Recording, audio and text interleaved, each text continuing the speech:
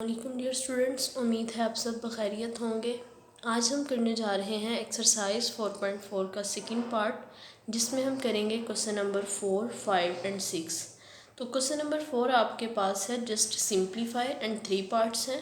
Question number 5 में कुछ values को हमें फाइंड आउट करना है और इसके 2 पार्ट्स हैं। क्वेश्चन नंबर 6 में सिंगल पार्ट है। स्टूडेंट्स, ये सारे क्वेश्चंस आपके पास नॉन क्वेश्चंस के लिए इम्पोर्टेंट हैं, स्पेशली क्वेश्चन नंबर 5 एंड 6। तो देखते हैं क्वेश्चन नंबर 4 से स्टार्ट लेते हैं कि हम इनको कैसे सॉल्व करते हैं। जी तो स्टूडेंट्स, क्वेश्चन नंबर 4 का वेरी फर्स्ट पार्ट था आपके पास 1 + √2 divided by √5 + √3 plus 1 - √2 divided by √5 - √3, जैसा कि आपको नज़र आ रहा है। तो स्टूडेंट्स, हमने इनके डिनोमिनेटर्स को रैशनलाइज करना है। सबसे पहले 2 मेथड्स हैं। फर्स्ट मेथड तो ये है कि जिस पैटर्न पे हमने पिछली पूरी एक्सरसाइज में इसको रैशनलाइज किया है, इसके कॉन्जुगेट के साथ मल्टीप्लाई एंड डिवाइड करके, जैसा कि आपको यहाँ भी नज़र आ रहा है, इनके कॉन्जुगेट से मल्टीप्लाई एंड डिवाइड करें और रैशनलाइज कर दें। एक तो ये पैटर्न है। दूसरा पैटर्न ये है कि आप यहाँ से एलसीएम ले लें, और एलसीएम लेना भी इंतहाई आसान है कि आप इस टर्म को इससे मल्टीप्लाई करें, इस टर्म को इससे मल्टीप्लाई करें, ये ऊपर वाला पोर्शन बन जाएगा आपके पास, डिवाइडेड बाय नीचे वाले डिनोमिनेटर्स को आपस में मल्टीप्लाई कर दें। तो students, it's up to you, आप कौन सा मेथड चूज़ करते हैं। मैंने ये मेथड इसलिए चूज़ किया क्योंकि हम पिछली पूरी एक्सरसाइज इसी पैटर्न पे कर चुके हैं, तो इसी पैटर्न पे हम इसको नेक्स्ट लेके चलें। तो स्टूडेंट्स, कॉन्जुगेट के साथ मल्टीप्लाई एंड डिवाइड करवा दिया। देन अगेन ऊपर वाली टर्म्स ऊपर मल्टीप्लाई हो गई, नीचे वाली टर्म्स नीचे मल्टीप्लाई हो गई। अब इन टर्म्स को मज़ीद जब हमने एक्सपैंड करना था तो मैंने इन टर्म्स को मल्टीप्लाई करवा दिया। 1 जब √5 - √3 से मल्टीप्लाई हुआ तो √5 - √3 आ गया। देन √2 को जब हमने √5 - √3 से मल्टीप्लाई किया तो यह आ गया, प्लस था ना, इधर भी प्लस है तो प्लस प्लस प्लस होता है, √2 × √5 आ गया। देन प्लस माइनस माइनस होता है तो √2 × √3 आ गया। डिवाइडेड बाय ये दोनों टर्म्स थी तो ये a + b a - b वाले फार्मूले के अकॉर्डिंग a² - b² बन रहा है, √5 का स्क्वायर माइनस √3 का स्क्वायर। प्लस इस साइड पे भी हमने बिल्कुल यही पैटर्न अप्लाई किया। 1 को पहले इन दोनों से मल्टीप्लाई किया, ये एज इट इज़ आ गए। देन माइनस √2 को इन दोनों से मल्टीप्लाई किया तो इन दोनों के साइन, ये भी प्लस का था, ये भी प्लस का था, तो ये माइनस से मल्टीप्लाई होने की वजह से माइनस हो गए। एंड √2 √5 एंड √2 √3 आ गया। नीचे भी अगेन उसी तरह से। अब यहाँ पे स्क्वायर ने जब स्क्वायर रूट के इफ़ेक्ट को कैंसिल कर दिया तो 5 - 3, यहाँ से भी 5 - 3, 5 - 3 आपको पता है 2 होता है। एंड ऊपर वाली टर्म्स को भी आप सम अप कर लें। ये √2 एंड √5 जो था, आपने एक ही स्क्वायर रूट के अंदर दोनों टर्म्स को मल्टीप्लाई करवा दिया तो 2 5 10 हो गया, एंड यहाँ पे 2 3 6 हो गया। सिमिलरली यहाँ भी आ गया। अब स्टूडेंट्स, नीचे एलसीएम में आपके पास दोनों में 2 था, तो आपको पता है जब सेम डिनोमिनेटर हो, हमने एलसीएम लेना हो तो वो डिनोमिनेटर एक दफ़ा लिख के ऊपर वाली टर्म्स को हम सम अप कर देते हैं। बिल्कुल उसी पैटर्न पे 2 लिख के मैंने ऊपर वाली सारी टर्म्स को एज इट इज़ लिख दिया। दरमियान में प्लस था, that's why as it is आ गया। अगर माइनस होता तो साइन चेंज हो जाने थे।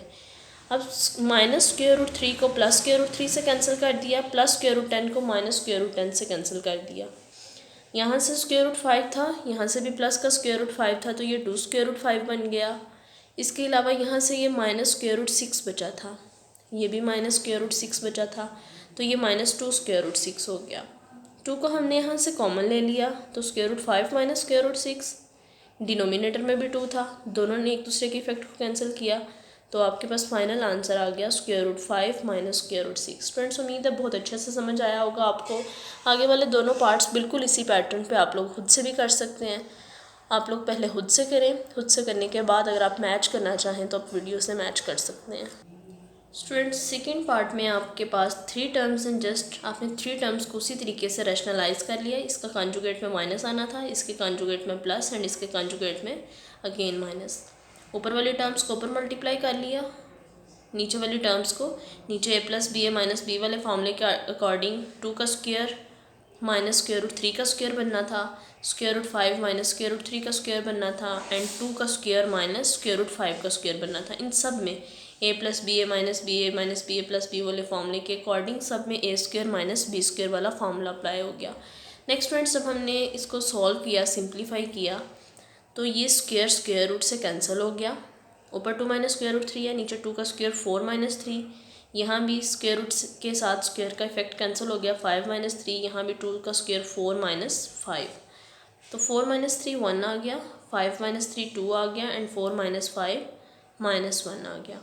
यहाँ से आपके पास आ गया 2 minus square root 3 plus square root 5 plus square root 3 minus किस वजह से आया, ये वाला minus minus plus minus 2 minus square root 5। तो जब आपने माइनस का साइन इसके साथ दोनों के साथ मल्टीप्लाई किया ब्रैकेट्स ऑफ करके, तो ये आ गया -2 minus minus plus square root 5।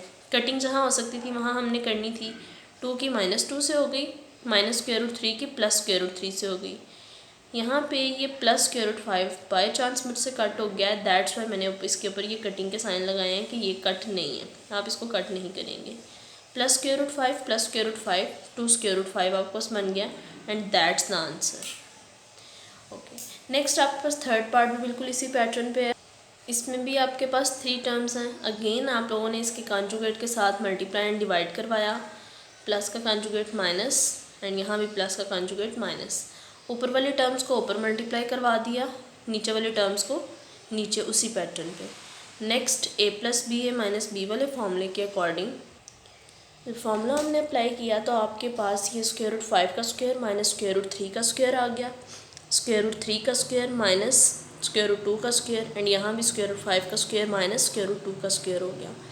Square square root के साथ कैंसिल हुआ, ऊपर वाली टर्म्स तो एज इट इज़ आती जा रही हैं, नीचे 5 माइनस 3 2, 3 माइनस 2 1 एंड 5 माइनस 2 3 आ गया आपके पास। यहाँ से 2 ने 2 के साथ कट हो गया, यहाँ से 3 3 के साथ कट हो गया, यहाँ से बचा square root 5 minus square root 3 plus square root 3 minus square root 2 minus square root 5 minus square root 2 था, बट ये माइनस की वजह से मैंने इसको ब्रैकेट में ही रहने दिया। अब माइनस जब हम इसके साथ मल्टीप्लाई करेंगे, जब हम ब्रैकेट्स को ऑफ करेंगे तो साइन चेंज होंगे। यहाँ पे पहले हमने देख लिया कि minus square root 3 plus square root 3 से कैंसिल हो रहा था, हमने कर दिया, तो यहाँ से square root 5 minus square root 2 बचा एंड यहाँ से जब माइनस से मल्टीप्लाई किया तो minus square root 5 plus square root 2 आ गया, तो ये सारे एक दूसरे के इफेक्ट को कैंसिल कर रहे थे, तो that's my answer is 0। Students, next question है हमारे पास क्वेश्चन नंबर 5, जिसकी स्टेटमेंट सामने आपको नज़र आ रही है। आपके पास है x की value given 2 plus square root 3, x minus 1 over x square plus x minus 1 over x का होल स्क्वायर, ये दोनों टर्म्स हमने फाइंड आउट करनी है। इस तरह का एक क्वेश्चन हम पहले इस एक्सरसाइज में कर चुके हैं, जिसमें हमने 1 ओवर एक्स को जस्ट फाइंड आउट करना था। तो students, 1 over x find out करना हमें आता है, सबसे पहले हम वो फाइंड आउट कर लेंगे। अगेन कॉन्जुगेट के साथ मल्टीप्लाई एंड डिवाइड करके ऊपर वाली टर्म्स को ऊपर मल्टीप्लाई कर लिया, नीचे वाली टर्म्स को नीचे मल्टीप्लाई कर लिया, और हमेशा जब हम कॉन्जुगेट से मल्टीप्लाई और डिवाइड करते हैं तो नीचे वाली टर्म्स में आपके पास a plus b a minus b वाला फार्मूला बनता है, जो कि a square minus b square है। तो 2 का स्क्वायर 4 आ गया, माइनस स्क्वायर रूट 3 का स्क्वायर आपके पास जस्ट -3 आ गया, तो 4 माइनस 3 आ गया आपके पास 1, तो 1 के डिवाइड करने से कोई इफेक्ट नहीं होता, 2 माइनस स्क्वायर रूट 3 आपके पास 1 ओवर एक्स का आंसर है। नेक्स्ट हमने करना है x माइनस 1 ओवर एक्स, तो x की वैल्यू थी 2 plus square root 3 minus 1 over x की वैल्यू है 2 माइनस स्क्वायर रूट 3। तो जब हम माइनस का साइन दोनों के साथ मल्टीप्लाई करेंगे ब्रैकेट्स ऑफ करके, तो -2 minus minus plus square root 3 आ जाएगा। अब देखिए 2 माइनस 2 से कैंसिल हो रहा है, just square root 3 plus square root 3 है, तो वो 2 स्क्वायर रूट 3 बन जाएगा। स्टूडेंट्स, सेकेंड टर्म हमने जो फाइंड आउट करनी थी वो था इसका स्क्वायर, तो सिंपली हमने इतना सॉल्व करके जो आंसर निकाला है उसका स्क्वायर लेंगे। 2 का स्क्वायर आ गया 4 एंड स्क्वायर रूट 3 का स्क्वायर आ गया 3, क्योंकि स्क्वायर स्क्वायर रूट के इफेक्ट को कैंसिल कर देगा, तो 4 3 12 आंसर है आपके पास। नेक्स्ट आपके पास सेकेंड पार्ट है, x की वैल्यू आपको गिवन है, x plus 1 over x find out करना है, x square plus 1 over x square find out करना है and x cube plus 1 over x cube find out करना है। तो सबसे पहले आपने x को लिख लिया, इसको रैशनलाइज करके इसको सिंपलेस्ट फॉर्म में पहले हम लिखेंगे, बाद में 1 ओवर एक्स फाइंड आउट करेंगे। तो स्टूडेंट्स, अगेन इसमें कॉन्जुगेट के साथ मल्टीप्लाई एंड डिवाइड करवा दिया। अब देखिए कॉन्जुगेट के साथ जब हमने मल्टीप्लाई एंड डिवाइड करवाया तो ऊपर वाली दोनों टर्म सेम हो गई, square root 5 minus square root 2 and square root 5 minus square root 2, तो होल स्क्वायर इसका लिख दिया। एक वैल्यू दूसरी सेम वैल्यू के साथ मल्टीप्लाई हो तो वो उसका स्क्वायर बन जाती है ना, एंड नीचे a plus b a minus b है, तो a square minus b square वाला फार्मूला। नीचे तो स्क्वायर का स्क्वायर रूट के साथ कटिंग होने की वजह से 5 - 2 आ गया। ऊपर हमने a - b होल स्क्वायर का फार्मूला ओपन कर दिया, a² + b² - 2ab। अब यहाँ से भी स्क्वायर की स्क्वायर रूट के साथ कटिंग होगी, 5 + 2 बचा -2 and square root 5 square root 2 था, तो ये दोनों आपस में मल्टीप्लाई हो जाएंगे, 5 × 2 = 10, तो 2 स्क्वायर रूट 10 आ जाएगा। तो स्टूडेंट्स ये इस फॉर्म में आ जाएगा, 5 + 2 7 - 2 स्क्वायर रूट 10 डिवाइडेड बाय 3। ये आपके पास है x। अब 1/x फाइंड आउट करने के लिए एक पैटर्न तो ये है कि हम 1/, की फॉर्म में इस टर्म को लिखें, 3 ऊपर चला गया, 7 - 2 स्क्वायर रूट 10। अगेन इसको रैशनलाइज करें और फिर इसका आंसर निकालें, बट इससे जो आंसर आएगा उसके बाद हमारे लिए x - 1/x फाइंड आउट करना थोड़ा सा डिफ़िकल्ट हो जाएगा। तो दैट्स वाई हम ये वाला पार्ट नहीं करेंगे, इसलिए मैंने नीचे और भी लिख दिया था। हम यहाँ पे 1/x लिख के जो x की ओरिजिनल वैल्यू है वही पुट करेंगे। 1 डिवाइडेड बाय समथिंग की फॉर्म में कोई नंबर हो, मतलब डबल ओवर हो, तो लास्ट वाली टर्म ऊपर चली जाती है। ये भी आपका रियल नंबर्स की प्रॉपर्टीज़ के अंदर आता है, a/b डिवाइड बाय c/d हो। तो आपको पता है हम क्या करते हैं, डिवाइड को जब मल्टीप्लाई में चेंज करते हैं तो ये जो फ्रैक्शन है इसका रेसिप्रोकल आ जाता है, d ऊपर c नीचे। तो बिल्कुल उसी पैटर्न के अकॉर्डिंग है ये। तो student square root 5 + square root 2 को हमने ऊपर लिख दिया, स्क्वायर रूट 5 - स्क्वायर रूट 2 नीचे आ गया। अब यहाँ से अगेन उसके कंजुगेट के साथ हमने मल्टीप्लाई और डिवाइड करवा दिया। ऊपर वाली टर्म्स देखें, अगेन सेम हो गई, स्क्वायर आ गया। नीचे वाली टर्म्स को जब हमने मल्टीप्लाई करवाया तो अगेन a² - b² वाला फार्मूला लग गया एंड स्क्वायर का स्क्वायर रूट के साथ इफेक्ट कैंसिल हुआ, 5 - 2।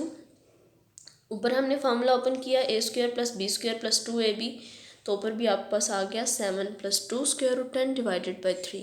तो स्टूडेंट्स x की वैल्यू आपके पास आई थी 7 - 2 स्क्वायर रूट 10 डिवाइडेड बाय 3 और 1/x की वैल्यू आपके पास आ गई है 7 + 2 स्क्वायर रूट 10 डिवाइडेड बाय 3।